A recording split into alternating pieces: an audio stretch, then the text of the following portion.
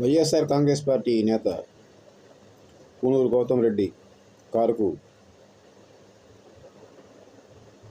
నిప్పు అని వార్త.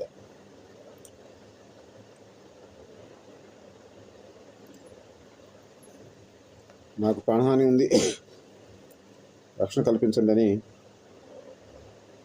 ఆయన అడుగుతున్నట్టు కూడా వార్త.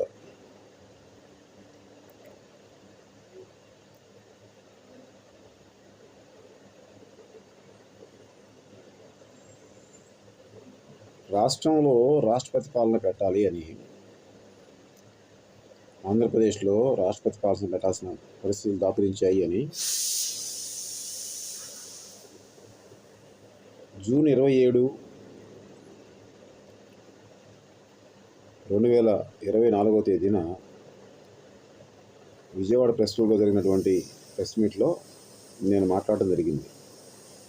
ఆ తర్వాత జూలై 27న తాడేపల్లిలో మాట్లాడడం జరిగింది.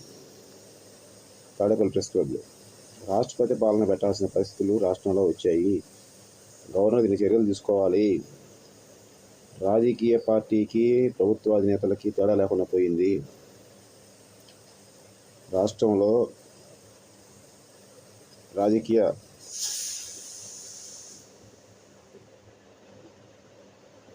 వ్యవహార శైలి హద్దులు మీరిపోయింది, ఈ నేపథ్యంలో శాంతి భద్రత సమస్యలు రీత్యా హత్యలు పెరిగిపోతూ ఉండే అవకాశం ఉన్న రీత్యా రాష్ట్రపతి పాలన పెట్టాలని డిమాండ్ చేయడం జరిగింది. పేదరికము, రాష్ట్రం నుంచి వలస వెళ్ళిపోతున్న పరిస్థితి, చిన్న చిన్న పిల్లల మీద కూడా అత్యాచారాలు జరుగుతున్న పరిస్థితి, ఇలాంటి అనేక కారణాలుగా కూడా చెప్తూ రాష్ట్రపతి పాలన పెడితే తప్పితే రాష్ట్రంలో వ్యవస్థ నియంత్రణలోకి వచ్చే పరిస్థితి లేదు కనుక